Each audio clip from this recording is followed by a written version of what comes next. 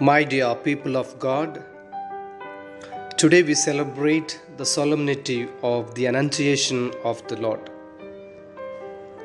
The feast of the Annunciation, now recognized as a solemnity, was first celebrated in the 4th or 5th century. Its central focus is the Incarnation. God has become one of us. From all eternity, God had decided that the second person of the Blessed Trinity should become human. Now, as we read in the Gospel of Luke chapter 1, verses from 26 to 38, which tells us the decision is being realized. The God-man embraces all humanity, indeed all creation, to bring it to God in one great act of love. Because human beings have rejected God, Jesus will accept a life of suffering and an agonizing death. No one has greater love than this, to lay down one's life for one's friends. Mary has an important role to play in God's plan. From all eternity, God destined her to be the mother of Jesus and closely related to him in the creation and redemption of the world. We could say that God's decrees of creation and redemption are joined in the decree of incarnation, because Mary is God's instrument in the incarnation. She has a role to play with Jesus in creation and redemption. It is a God-given role. It is God's grace from beginning to end.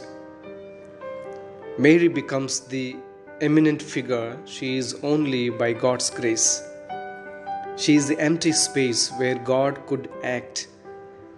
Everything she is, she owes to the Trinity.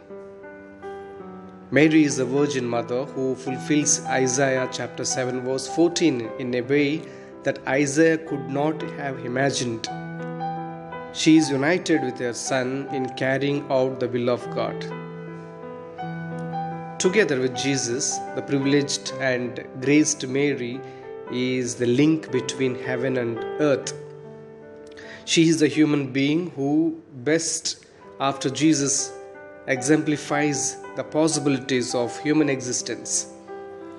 She received into her lowliness the infinite love of God. She shows how an ordinary human being can reflect God in the ordinary circumstances of life. She exemplifies what the church and every member of the church is meant to become. She is the ultimate product of the creative and redemptive power of God. She manifests what the incarnation is meant to accomplish for all of us.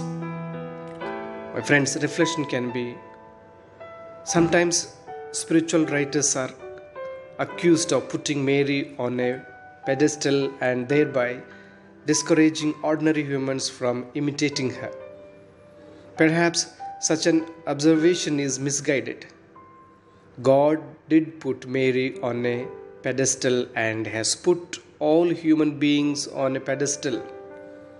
We have scarcely begun to realize the magnificence of divine grace, the wonder of God's freely given love, the marvel of Mary, even in the midst of her very ordinary life, is God's shout to us to wake up to the marvelous creatures that we all are by divine design. I wish everyone happy feast of the Annunciation. May God bless all of us. In the name of the Father, and of the Son, and of the Holy Spirit. Amen.